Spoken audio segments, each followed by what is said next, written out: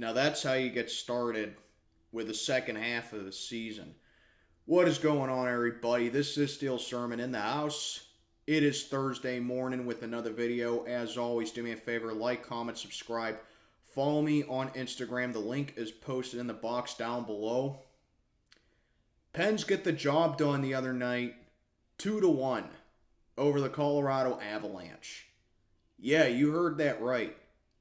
2-1 over the Colorado Avalanche, who were the defending Stanley Cup Champions.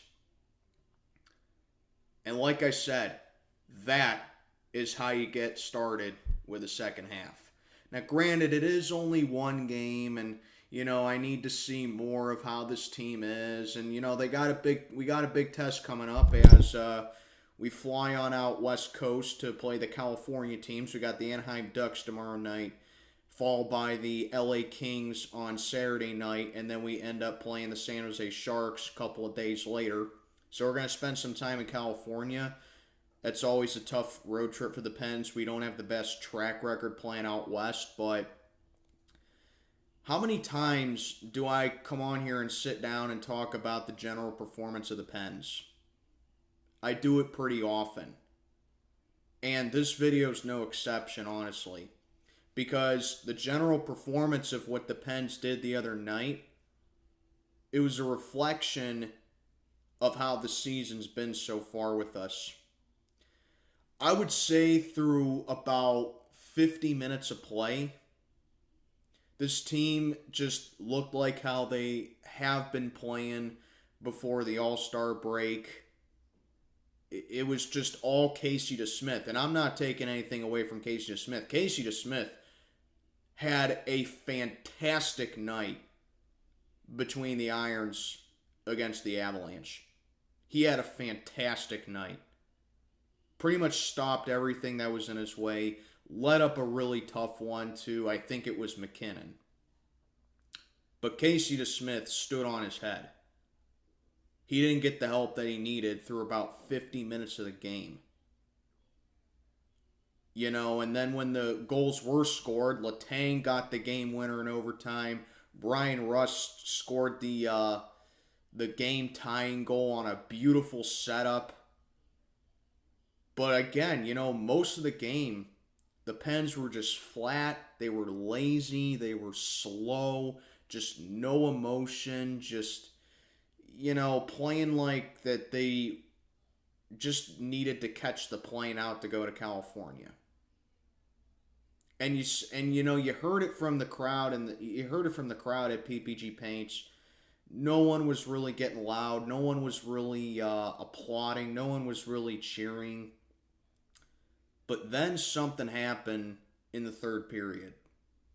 The Pens kill off a really big power play for the Avalanche. And the Avalanche had their big guys in there. Their star contributors in there. And the Pens were able to kill it off with guys like Josh Archibald. And then after that happened, that served as like a momentum change. After that power play kill, the speed started to pick up, the aggression started to show, the emotion was starting to get more raw. And you could tell that this team was just playing to win the game. And the main contributors, Evgeny Malkin and Jason Zucker, these two have formed such a dynamic duo with each other ever since Jason Zucker was traded over from Minnesota a couple years ago. And then as soon as all that happened, the emotion starts to kick in. And the Pens are playing like, the 2017 Pens. The game-tying goal happens. Overtime comes, and you're thinking, we've seen this movie before. The Pens are not the best in overtime. The Pens just, really choke in overtime. Letang gets the game winner. And what a moment it had to have been for him, seeing that he suffered another stroke. I mean, Look, Ian's guys all know I'm not a big Chris Letang fan. I haven't been on board with him for about a decade. Okay? But the guy's been through enough this season. He suffered his second stroke this season after having one earlier. And you can tell, what it means for him to get that goal, for him to win the game, and then the energy at PPG Paints just feeding off of that, and everyone's going berserk. Everyone's doing the "Let's go Pens," when the horn starts to blare in the stadium, when the Pens need a rally going. This is the kind of spark that I'm talking about, and that I have been talking about for weeks on end with the Pens, that they need to start the second half with. And we got it done over Colorado. Now, like I said, we got a tough test coming up. We fly out west to play the California teams coming up. Anaheim is one of the worst teams in the league. We beat them in overtime the last time we played. I don't want to see that game go to overtime. LA Kings have been a nice surprise. They're a tough opponent. They swept us last year. I think this is our first matchup with them, if I'm not mistaken. And then obviously we know what the San Jose Sharks did to us just before the All-Star break. We gave up 6 goals to them. We can't get swept by them.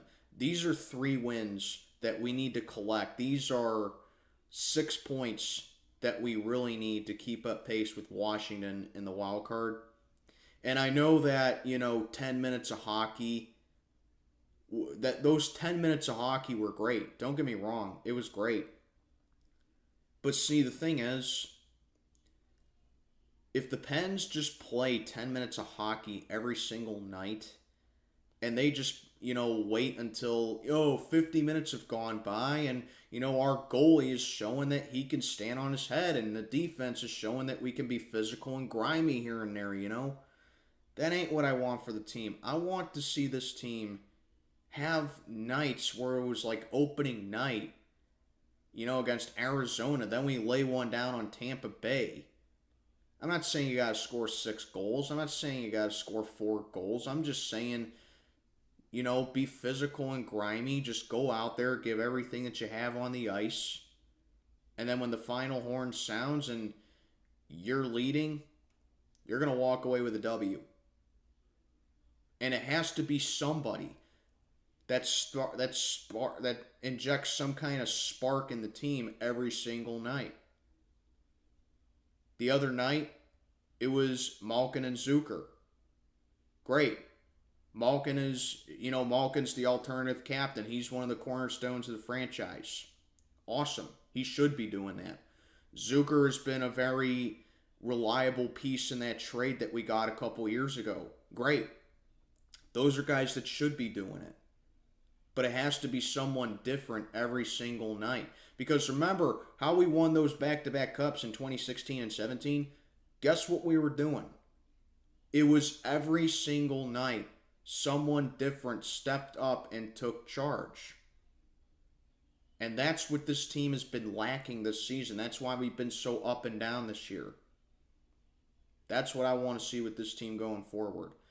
An incredible win, 2-1 over Colorado. Now let's go out west and get some 6 points. Let me know what you think down in the comments below. This is Steel Sermon. Check it on out for the day. May God be with you all.